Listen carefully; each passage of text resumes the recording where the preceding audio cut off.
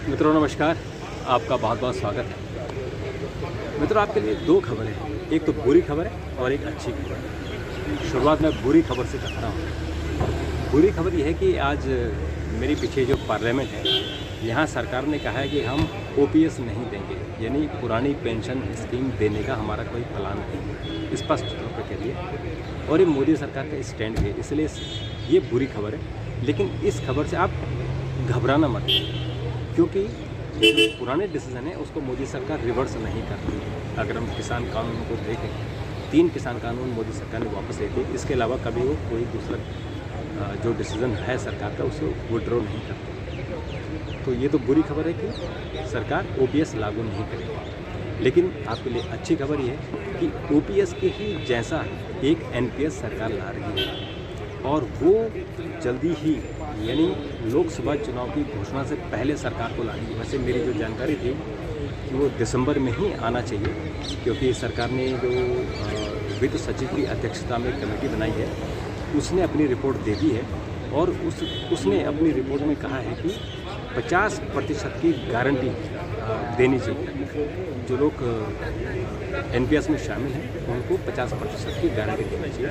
तो उसमें जो 10% कर्मचारी का हिस्सा होता है, 14% सरकार का हिस्सा होता है, और जो मार्केट का हिस्सा, यानी ये पैसा जब मार्केट पर लगता है तो उसमें एक आपको बेनिफिट मिलता है, यानी उसका कुछ रिटर्न आता है।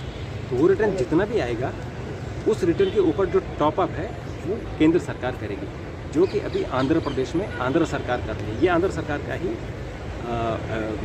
जो प्रपोजल है, जिसको गारंटेड पेंशन स्कीम है, वहाँ उस स्कीम का केंद्र सरकार ने उसको लेने का प्लान बनाया है। और वो मैं इसलिए कह रहा हूँ कि 2024 में प्रधानमंत्री नरेंद्र मोदी को सरकार में आना है, हर हाल में सत्ता में आना है। और अभी जो छत्तीसगढ़, मध्य प्रदेश, राजस्थान में बीजेपी ने जितनी मजबूती से बहुत बड़े मार्जिन से सत्ता में वापसी की है, तो वो सरकार को उससे हौसले बुलंद हुए सरकार।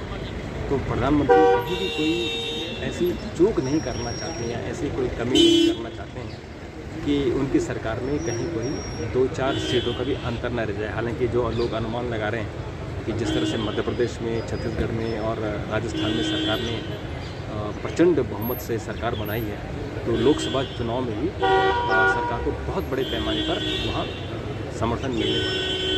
अब उसमें लोकसभा का चुनाव जीत सुनिश्चित करने के लिए, जो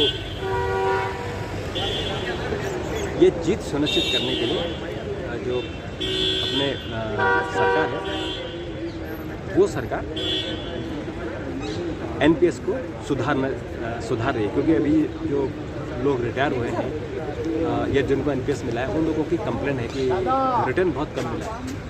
तो इसलिए उनको, जो बाकी लोग हैं जो रिटायर होंगे 2030 के बाद, तो उनको जो है ठीक ठाक एक पैकेज मिले, ताकि उनका जीवन स्तर रिटायरमेंट के बाद जो बुढ़ापे का जीवन होता है वो संतोषजनक बीत सके, अपने परिवार के साथ ठीक से रह सके, उनको मेडिकल की फैसिलिटी मिल सके।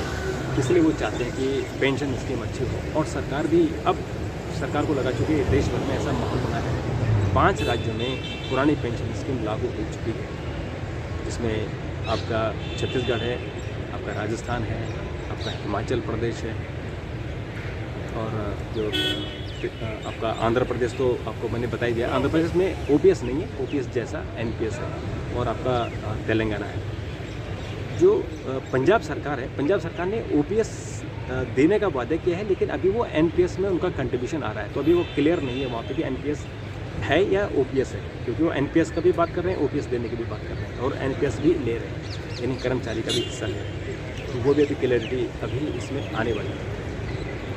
लेकिन आपको अच्छी खबर यही है कि एनपीएस में आपको जल्दी ही सरकार अनाउंस करने वाली है। हो सकता है कि इसी दिसंबर तक उसको कर दे, नहीं तो जनवरी में ये अनाउंसमेंट होने वाला है। क्योंकि सरकार को जो बजट अनाउंस होना है, यानी 1 फरवरी से जो बजट 1 फरवरी को आएगा।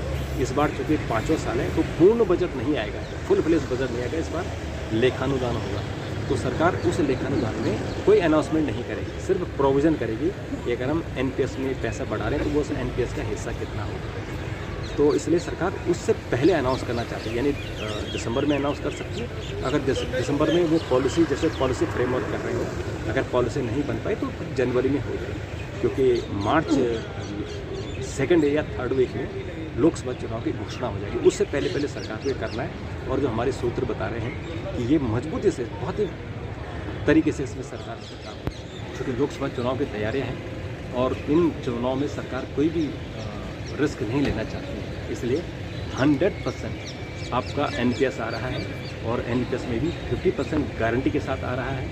आपको OPS सेंट्रल गवर्नमेंट में नहीं मिलेगा, OPS की जैसे NPS आएगा। और ये बात महाराष्ट्र में, क्योंकि महाराष्ट्र की सरकार, वहाँ भी BJP की और गठबंधन की सरकार है, तो वहाँ भी जो मुख्यमंत्री हैं एकनाथ शिंदे और डेप्यूटी CM हैं देवेंद्र फडणवीस, उनके बीच में मीटिंग हो चुकी है। वो भी हाँ OPS जैसी स्कीम लाने वाली है, महाराष्ट्र में भी आने वाली है। तो अभी हाल में ही इलाहाबाद हाई कोर्ट ने भी एक डिसीज़न दिया है कि जिन लोगों ने 2005 से पहले ज्वाइन किया है और चाहे उनकी 2005 से पहले जिन लोगों की ज्वाइनिंग नहीं हुई है लेकिन उनकी अपॉइंटमेंट 2005 से, यानी उनका जो एम्प्लॉयमेंट का नोटिफिकेशन है वो अगर 2005 से पहले का है तो उनको OPS मिलेगा। वो अभी इलाहाबाद हाई कोर्ट ने किया। इससे पहले एक और डिसीजन आया था, झारखंड हाई कोर्ट का भी आया था। कुछ और कोर्ट भी इस तरह से डिसीजन दे रहे हैं कि जिनकी भर्तियाँ 2005 से पहले हुई हैं लेकिन उनकी ज्वाइनिंग 2005 की बाद हुई है, 6 में 7 में 8 में हुई है, उनको OPS मिलेगा, उन लोगों को मिल रहा है। और लेकिन आंध्र प्रदेश में तो आपको मैंने बता ही दिया कि किस तरह से वहाँ पर OPS की व्यवस्था हो रही है, OPS जैसा NPS की।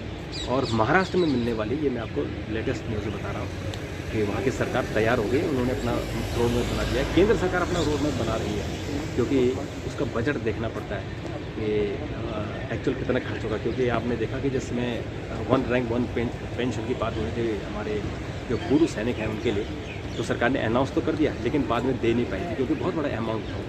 13,000 करोड़ का एक था, फिर ऐसे 13,000 करोड़ का एक था, फिर उनको सुप्रीम कोर्ट जाना पड़ा, फिर सुप्रीम कोर्ट ने ऑर्डर किया, फिर जाके उनको 1 रैंक 1 पेंशन। तो सरकार कभी कभी अनाउंस कर देते हैं लेकिन वो पैसे के कारण या और कोई तकनीकी कारण से उसको इम्प्लीमेंट नहीं करती। तो इस बार सरकार उसको पूरी तरह से पहले उसको फ्रेमवर्क बना रही है कि कोई उसमें कमी न रह जाए और आप लोगों को पूरा NPS जो कह रहे हैं कि 50%, क्योंकि OPS में भी 50% है।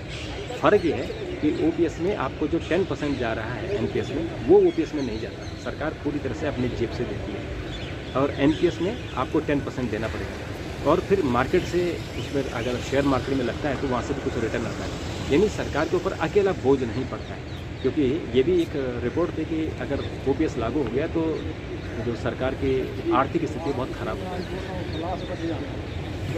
तो मित्रों, इस पर फिर हम आगे चर्चा करेंगे। तब तक के लिए नमस्कार, थैंक